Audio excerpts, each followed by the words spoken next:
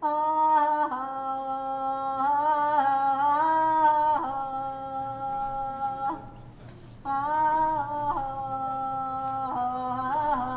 Państwa, proszę o drobną prolongatę. Czeka jeszcze kilkadziesiąt osób.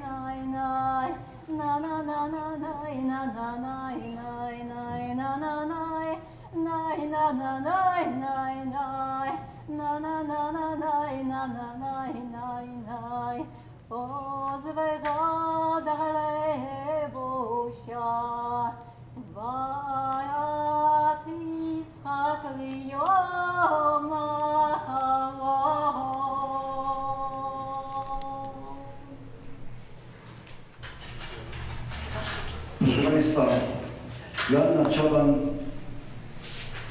przywitała się z Państwem pieśnią o bardzo odważnej dziewczynie.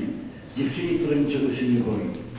A w tych strasznych dniach, 77 lat temu, dosłownie kilkaset metrów od tego miejsca szkoły Tarbut, były takie dziewczyny, które niczego się nie bały. Nie bały się śmierci.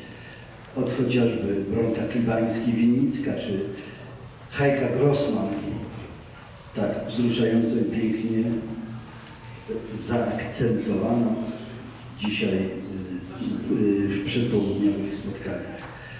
Bracia Żydzi, nadeszły dla nas straszne dni. Nie tylko getto i żółta łata, nienawiść, pogarda i poniżenie, przed nami śmierć. Na naszych oczach prowadzone są na śmierć nasze kobiety i dzieci, ojcowie i matki, bracia i siostry. Tysiące już zamordowano, a kolejne tysiące też zostanie zamordowane. Taką odezwę do żydowskich mieszkańców w getcie białostockim przygotowali przywódcy powstania Mordechaj Tenenbaum i Daniel Moszkowicz, którzy po upadku powstania podjęli decyzję o popełnieniu samobójstwa. Chcielibyśmy Państwa serdecznie powitać na dzisiejszym wydarzeniu upamiętniającym ten ważny, heroiczny zryw. Nie o zwycięstwo, ale o honor. Nieobecna rodzina. Tak postanowiliśmy nazwać dzisiejsze spotkanie, które ma upamiętnić 77. rocznicę wybuchu powstania w getcie Białymstoku. Przez te 2 dni będziecie Państwo mieli okazję uczestniczyć w wykładach, wystawach, recitalach, pokazach filmowych, dyskusjach, a wszystko to w podwojach dawnej szkoły żydowskiej Tarbut. Spróbujcie zamknąć oczy na chwilę i wyobrazić sobie to miejsce, ten dom, jakieś 80 kilka lat temu. Jest wśród nas pan Jerzy Goszewski, witamy Cię Żorży, który pamięta ten rwetes, te radości, te krzyki. Wyobraźcie sobie, jak mógłby wyglądać ten świat w 2020 roku, gdyby nie jedni, którzy uważali się za ważniejszych, postanowili zniszczyć, zamordować tych, których uważali za nieważnych, za nieludzi. Proszę Państwa, zorganizowanie takiej uroczystości nie byłoby możliwe bez pomocy takich instytucji jak Białostocki Ośrodek Kultury. Witamy Panią Dyrektor serdecznie. Galerii Slędzińskich, witamy Panią Dyrektor. Grażyna Dworkowska, Jolanta Szczygieł, witamy serdecznie. no i całej rzeszy z częścią wolontariuszy Państwo się spotkaliście. Chcemy podziękować również naszym partnerom, wśród których znaleźli się Stowarzyszenie Widok, Stowarzyszenie Kolekcjonerów w Białymstoku, Muzeum Wojska, witamy Pana Dyrektora Roberta Sadowskiego, Klub Przewodników Turystycznych PTTK i Zmianę Klimatu, Damiana widziałem, także witamy serdecznie. Ja na razie tyle, oddaję mikrofon Elżbiecie. Dzień dobry Państwu. A teraz pozwolę sobie powiedzieć kilka słów na temat naszych uroczystości dla naszych zagranicznych gości, którzy mieli tutaj być dzisiaj i nie byli, a niektórzy może jednak dotarli. I would like to extend our warm welcome to all of you who are planning to be here with us today, but unfortunately couldn't come. We would like to assure you that we will try to make you feel that you are here. Our event will be filmed and made available on YouTube channel Bagnówka. Event Absent Family commemorates 77th anniversary of Białystok Ghetto Uprising, second biggest such event, act of defiance after Warsaw Ghetto Uprising. We would like to commemorate Jewish citizens of Białystok by showing their contribution to the heritage of this city. 2 days will be filled with lectures, discussions, exhibitions, concerts and film screenings. We are hosting this event in the heart of Białystok in an old Jewish school, Tarbut, which in Hebrew means culture. So let's begin with celebrations of Jewish culture. A teraz chcielibyśmy poprosić, by głos zabrał prezydent miasta Białegostoku, Tadeusz Truskolaski. I jeszcze raz chcieliśmy serdecznie podziękować za użyczenie nam budynku. A o zabranie głosu pana prezydenta miasta Białegostoku, wspaniałego miasta, pana Tadeusza Truskolaskiego, poprosiła Elżbieta Smoleńska, a ja się nazywam Dariusz Szada-Bożyczkowski.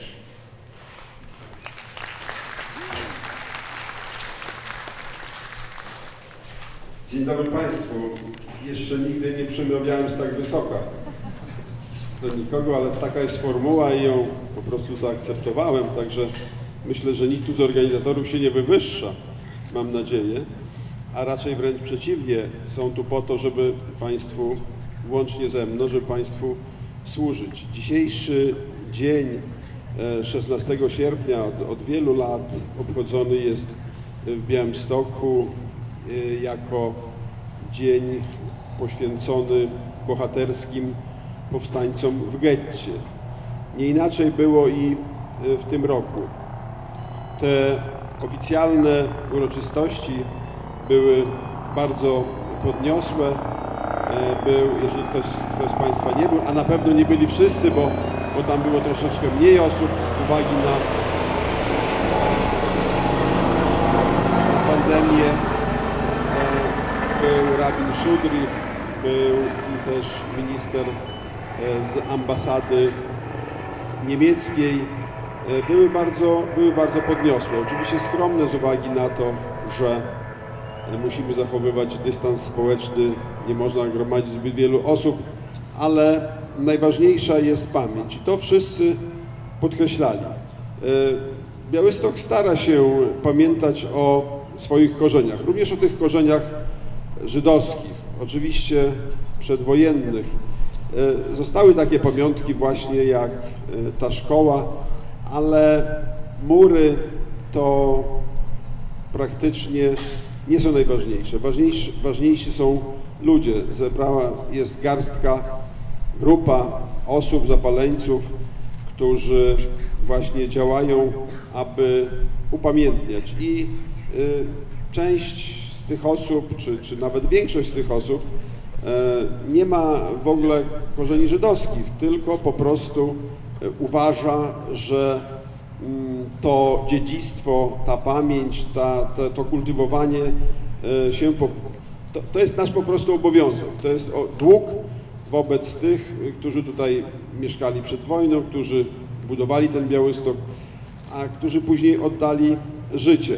Proszę Państwa, myślę, że większość z Państwa wie o pamiętnikach Dawida Szpiro, które cudem zostały odnalezione gdzieś 2,5 roku temu i wydane w formie książki, zarówno w języku polskim, jak i tłumaczeniu angielskim. Tam możemy troszeczkę, czy nawet sporo wczuć się w tę atmosferę Białegostoku lat 40., widzianych oczyma młodego chłopca, około 20-letniego, który później pracuje w żydowskiej policji, żeby po prostu przetrwać. Ostatecznie ginie jak wielu innych, ale naprawdę to, że ten pamiętnik się odnalazł, to jest cud. Gdzieś tam przeleżał 70 lat, ponad 70 lat, 75 właściwie dokładnie, i się odnalazł, żeby do nas mówić, żeby do nas przemówić, również do naszej wyobraźni, do naszej pamięci, do naszego sumienia. Dlatego też myślę, że jesteśmy na dobrej drodze do tego, aby upamiętniać, aby pamiętać, aby te ślady, które pozostały, utrwalać i przekazywać lekcję następnemu pokoleniu. Także cieszę się, że mogę być tutaj z Państwem, że tak dużo Państwa tutaj przyszło, mimo pięknej niedzielnej pogody, pięknego niedzielnego popołudnia, to jednak te wartości, aby być razem w tym dniu, są dla Państwa najważniejsze i to bardzo cieszy. To znaczy, że warto to po prostu robić, bo my to robimy, czy też ta grupa zapaleńców robi to dla Państwa, a robi też to dla przyszłych pokoleń. Także zostańmy w tej zadumie i wspominajmy, jeszcze śledźmy te pamiątki, które zostały, i oddawajmy hołd tym, którzy na ten hołd zasługują, bohaterom tamtych dni. Dziękuję bardzo. Dziękujemy serdecznie, panie prezydencie.